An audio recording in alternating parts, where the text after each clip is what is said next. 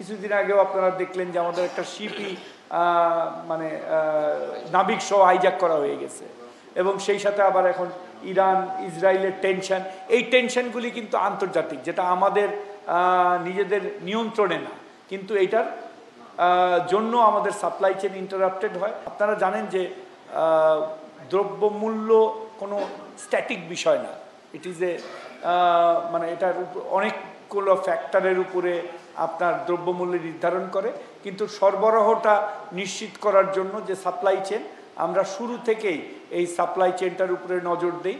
Factory থেকে ভোক্তা পর্যন্ত, কৃষি পণ্য থেকে ভোক্তা পর্যন্ত, আমদানি করা যে জিনিসগুলো সেগুলো ভোক্তা পর্যন্ত পৌঁছাতে যেন নিরবিচ্ছিন্নভাবে জানি এটার সাপ্লাই চেইনটা থাকে, সেটার উপরে আমরা গুরুত্ব দিই, এবং আমরা চেষ্টা করি যে আমাদের এই রমজান মাসে যেন কোনো দ্রব্যের ক্রাইসিস না থাকে। আপনারা জানেন যে সারা বিশ্বে বিভিন্ন ধরনের আন্তর্জাতিক বাণিজ্যের প্রতিবন্ধকতা, ইউক্রেন রাশিয়া যুদ্ধ, রেড সি ক্রাইসিস, কিছুদিন আগেও আপনারা দেখলেন যে আমাদের একটা শিপই মানে নাবিক সহ হাইজ্যাক করা হয়ে গেছে, এবং সেই সাথে আবার এখন ইরান ইসরায়েলের টেনশন, এই টেনশনগুলি কিন্তু আন্তর্জাতিক, যেটা আমাদের নিজেদের নিয়ন্ত্রণে না, কিন্তু এইটার জন্য আমাদের সাপ্লাই চেইন ইন্টারাপ্টেড হয়। আমাদের আন্তর্জাতিক পর্যায়ে তেলের দাম বাড়ে, বিভিন্ন আন্তর্জাতিক পণ্যের দাম বাড়ে, যেটার এফেক্ট আমাদের বাজারের উপরে পড়ে। সো আমরা এটা নিশ্চিত করে কাজ করতেছি। সর্বোপরি মাননীয় প্রধানমন্ত্রী, আপনারা জানেন যে 1 কোটি পরিবারকে আমরা টিসিবির মাধ্যমে নিত্য প্রয়োজনীয় জিনিসগুলি আছে, যেমন এবার আমরা রমজানে চাল দিয়েছি, ডাল, তেল, চিনি, ছোলা, এবং ঢাকা শহরে আমরা খেজুরও দিয়েছি। সো 6টা পণ্য কিন্তু আমরা প্রায় 1 কোটি পরিবারের কাছে আমরা পৌঁছে দিয়েছি, এবং এটা আমাদের 12 মাসই আমরা এই বিভিন্ন রকম পণ্য আমরা মানুষের কাছে পৌঁছে দিব। আমরা কিছু নতুন সংযোজন করতে চাচ্ছি, যেটা আপনারা জানলে একটু আশ্বস্ত হবেন, যে আমরা জরুরি ভিত্তিতে টিসিবির অপারেশনটা শুরু হয়েছিল ট্রাক সেলের মাধ্যমে, পরবর্তীতে এটা বিভিন্ন মাঠে বিভিন্ন প্রতিষ্ঠানে টেম্পোরারি হয়। আমরা চেষ্টা করছি যে আগামী 2-1 মাসের মধ্যেই টিসিবির দোকানগুলিকে স্থায়ী জায়গায় নিয়ে আসা, মানুষের যেন একটা দিন নষ্ট না হয়, মানুষ যেন যে তার কার্ড দিয়ে ন্যায্য মূল্যে পণ্যটা টিসিবি থেকে নিয়ে বাড়ি ফিরতে পারে। সো সেটার একটা কার্যক্রম আমরা চলমান রেখেছি। দ্বিতীয় হলো যে আমাদের এই যে তালিকাটা আপডেট করা, আমাদের এই তালিকাটা হয়েছিল কোভিডের সময়। কোভিডের কারণে অনেকে গ্রামে ফিরে গিয়েছিল, অনেকে কর্মহীন হয়ে পড়েছিল, বাট এই গত 2-3 বছরে কিন্তু অনেক পরিবর্তন হয়েছে, অনেকে মারা গেছে। এই তালিকাটাও আমরা হালনগদ করতেছি। সো ইনশাল্লাহ এই অর্থ বছরে আমরা এই তালিকা হালনগদ করে স্থায়ীভাবে টিসিবির মাধ্যমে আমরা পণ্য সরবরাহ করতে পারবো। সেই সাথে মাননীয় প্রধানমন্ত্রী আমাদেরকে নির্দেশ দিয়েছেন যে এর সাথে আরও কোনো পণ্য মানে সাবসিডাইজ প্রাইজে না হলেও ন্যায্য মূল্যে আমরা দিতে পারি কি না। আপনারা জানেন যে কোনো সাবসিডি কিন্তু লং টার্মে সাস্টেনেবল না, কিন্তু ন্যায্য মূল্যে পণ্যের একসময় কসকোর দোকান ছিল। আপনারা জানেন জাতির জনক বঙ্গবন্ধু শেখ মুজিবুর রহমান 72 সালে কিন্তু এই টিসিবি তৈরি করেছিলেন। শুধুমাত্র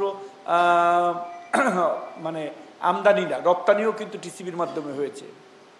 so trading corporation of Bangladesh আমাদের আমদানি রপ্তানি বাণিজ্যে বড় ভূমিকা রেখেছে। আমরা এখন এটার ক্যাপাসিটি বিল্ডিং করার চেষ্টা করতেছি। নিজস্ব গুদাম আমরা বৃদ্ধি করেছি, যাতে একটা বাফার স্টক তৈরি করে কোনো সময় কেউ কৃত্রিম সংকট করতে চাইলে যদি না পারে, আমরা সরবরাহের মাধ্যমে বাজারে কিন্তু যে কোনো পণ্যের দামের একটা বড় জিনিস হলো মানে ডিমান্ড এবং সাপ্লাই। পর্যাপ্ত পরিমাণে যদি সরবরাহ থাকে তাহলে কিন্তু কেউ বাজার ম্যানিপুলেট বা ক্রাইসিস তৈরি করতে পারে না। এবারের একটা উদাহরণ আমাদের পেঁয়াজ। আমরা পেঁয়াজ মানে আনতে সমর্থ হয়েছি বলেই কিন্তু আমাদের পেঁয়াজের দামটা অনেক সহনশীল পর্যায়ে ছিল। একদিন হঠাৎ করে একটা নিউজ আসলো 31শে মার্চ যে ভারত আর পেঁয়াজ দিবে না। আমরা বলার পরেও কিন্তু যে না আমাদের পেঁয়াজ আসবে, তারপরেও কিন্তু 20 টাকা দাম বেড়ে গিয়েছে। তার মানে সাপ্লাই চেনটা, নিরবিচ্ছিন্ন সাপ্লাই চেনটা একটা ইম্পর্টেন্ট ফ্যাক্টর প্রাইস নির্ধারণে। এটা আমাদের অভিজ্ঞতা হয়েছে, এবং সেই সাথে আপনারা জানেন যে এবার আমরা পেঁয়াজ এনেছি দিল্লি থেকে, নাসিক থেকে। প্রায় 7 দিন ট্রেনে করে আমাদের পেঁয়াজ আসছে, এবং পেঁয়াজের মানও ভালো ছিল যারা পেঁয়াজ দেখেছেন বা ডিস্ট্রিবিউশনে। তো আমাদের এই ধরনের কার্যক্রম শুধুমাত্র ভারত না, অন্যান্য দেশের সাথেও আমরা এগ্রিমেন্ট করেছি। আপনারা জানেন যে আমরা রাশিয়ার সাথে কমোডিটি একটা এগ্রিমেন্ট করেছি। আমরা চেষ্টা করছি মিয়ানমারের সাথে একটা কমোডিটি এগ্রিমেন্টের, যেহেতু বর্ডার কান্ট্রি, সেখান থেকেও আমরা, যদিও তাদের ওখানে ক্রাইসিস চলতেছে, তারপরেও আমরা বর্ডার কান্ট্রি হিসাবে এসেনশিয়াল যে জিনিসগুলো, প্যারিশেবল যে জিনিসগুলো, যেগুলো পচনশীল, ওগুলো যেন আমরা দ্রুত আনতে পারি, তাদের সাথেও একটা চুক্তির চেষ্টা করা হচ্ছে। সেই সাথে অন্যান্য যে দেশগুলি আছে আমাদের এই নিরবিচ্ছিন্ন সাপ্লাইয়ের জন্য, ব্রাজিল আসছিল কয়েকদিন আগে, ব্রাজিলের সাথে সয়াবিন তেল এবং চিনির ব্যাপারে আমরা কথা বলছি যে আমরা যেন টিসিবির মাধ্যমে এই তেল এবং চিনি এনে আমরা সাপ্লাই চেনটা নিশ্চিত করতে পারি। এবং অন্যান্য দেশের সাথে যেখানে যে জিনিসটা ভালো পাওয়া যায় সোর্সিং করে টিসিবির মাধ্যমে আমরা এই নিম্ন মধ্যবিত্ত যে মানুষগুলি আছে, বিশেষ করে ফিক্সড ইনকামে দিয়ে, যারা হাতও পাততে পারে না, হতদরিদ্রও না, আবার সলভেন্টও না। তার কারণ আপনাদের সামনে আপনারা যারা আছেন, আপনাদের বিহাইন্ডে কিন্তু আর এক শ্রেণীর মানুষ আছে সংবাদপত্রের সাথে, তাদের কিন্তু খবর কেউই রাখে না। আপনাদের অফিস স্টাফ আছে, প্রেসের লোক আছে, একেবারে শ্রমিক শ্রেণীর একটা মানুষও কিন্তু এই যে ডেলিভারি যারা দেয় পত্রিকার, তারা কিন্তু খুব বেশি আয় করে না। সো আমরা একটা নির্দিষ্ট চিন্তা করেছি যে টিসিবি ওই নিম্ন মধ্যবিত্ত কেউ জানি বাদ না যায়, বিশেষ করে ফিক্সড ইনকামের যারা লোক। এখানে কিন্তু হতদরিদ্রকে টিসিবি দেওয়ার সুযোগ নাই, কারণ 600 থেকে 1000 টাকার অ্যাবিলিটি লাগবে, সে একসাথে পারচেস করবে। সো আমাদের এখানে কিছু কি বলবো সমন্বয় দরকার আছে। সেই জন্য আমরা তালিকাটা সমন্বয় করে এমন মানুষদেরকে সংযুক্ত করব যারা নিম্ন মধ্যবিত্ত বা মধ্যবিত্তের শ্রেণীতে, এবং যারা ফিক্সড ইনকামের লোক, তাদের যেন আমরা একটা সুযোগ সুবিধাটা তৈরি করে দিতে পারি। এছাড়াও জানেন যে আমাদের ম্যান্ডেটের মধ্যে অনেকগুলি বড় ম্যান্ডেট হলো আমাদের প্রোডাক্ট ডাইভার্সিফিকেশন, যে কিভাবে আমরা এক্সপোর্ট বাড়াতে পারি। আপনারা জানলে খুশি হবেন যে আমরা গত 3 মাসে, জানুয়ারি, ফেব্রুয়ারি, মার্চ, এপ্রিলেরটা এখনও আসে নাই, প্রতি মাসেই কিন্তু আমরা $5 বিলিয়ন প্লাস আমরা এক্সপোর্ট অ্যাচিভ করেছি এত কিছুর মধ্যেও। সো অনেকেরই সংখ্যা ছিল। সো এক্সপোর্ট আর্নিং বাড়ছে। আমরা আমাদের ইম্পোর্টটাও ডাইভার্সিফাই করতে চাচ্ছি, যাতে কোনো একটা সোর্সে থেকে ইম্পোর্ট ডিপেন্ডেন্ট না হয়। আমাদের বিভিন্ন সেক্টরকে আমরা প্রায়োরিটি দিচ্ছি, যে সেক্টরগুলো আমরা সামনের দিকে, মাননীয় প্রধানমন্ত্রী বলেছেন যে আমাদের রপ্তানির একটি পণ্যই 85% প্লাস শুধু গার্মেন্টস থেকে আসে, কিন্তু যেখানে আমাদের গার্মেন্টস আছে সেখানে কিন্তু ওই একই সাপ্লাই চেনে আমাদের জুতা নিয়ে যাওয়া সম্ভব, আমাদের জুটের প্রোডাক্ট নিয়ে যাওয়া সম্ভব। আমাদের এই বছর আমাদের হস্তশিল্পকে আমাদের বৎসপণ্য হিসেবে ঘোষণা করা হয়েছে। এটারও কিন্তু একটা বড় নিশ মার্কেট ইউরোপ আমেরিকাতে আছে, যেগুলা পাটজাত জিনিস, ন্যাচারাল ফাইবারের তৈরি, বাঁশের তৈরি, বেতের তৈরি সহ কাপড়ের বিভিন্ন আইটেম আছে, নকশিকাঁথা থেকে আরম্ভ করে, যেগুলো আমরা মেলার মাধ্যমে আমরা একটি গ্রাম একটি পণ্য এই স্লোগানে সারা বাংলাদেশ থেকে, একেবারে গ্রাম পর্যায় থেকে হস্তশিল্পগুলোকে আমরা প্রমোট করে উপজেলা ভিত্তিক, জেলা ভিত্তিক আমরা নিয়ে আসব। তাদেরকে আমরা প্রমোট করব, তাদেরকে আমরা ট্রেনিং দিব, ডিজাইনে হেল্প করব। সবচেয়ে বড় কথা, একটা মার্কেট প্লেস তৈরি করে দেবো, বোট মেলার মাধ্যমে এবং ই কমার্সের মাধ্যমে, যাতে তারা দেশে বিদেশে তাদের হাতে উৎপাদিত পণ্যগুলি তারা বিভিন্ন জায়গায় পাঠাতে পারে। আমরা অনেকগুলি, আপনারা জানেন যে আমরা WTO-তে কথা আমি আগে বলেছি, বা WTO-র কিছু অর্জন আছে।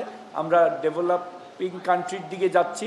26 সালে আমাদের গ্র্যাজুয়েশন, 26 সাল থেকে যেন আমরা একটা সময় পাই, গ্র্যাজুয়েশন টাইম যেটাকে বলে আর কি, গ্র্যাজুয়েটিং LDC হিসাবে।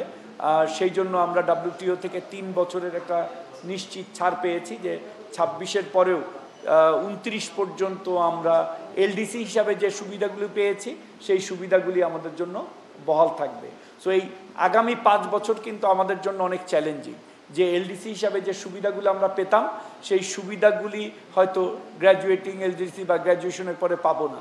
এখন আমাদের প্রস্তুতি নেওয়ার সময়, যে কিভাবে আমাদের কম্পিটিটিভনেস বৃদ্ধি করে আমাদের বাস্কেট অফ এক্সপোর্টকে মানে ডাইভার্সিফাই করে আমাদের এক্সপোর্টটা বাড়াতে পারি। সেই জন্য আমরা বিভিন্ন দেশের সাথে, আমরা যখন WC13-এ গিয়েছিলাম, প্রায় 6টা দেশের বাণিজ্য মন্ত্রীর সাথে কিন্তু আমি দ্বিপাক্ষিক বৈঠক করি, এবং সব জায়গায় গুরুত্বপূর্ণ আলোচনা হয়।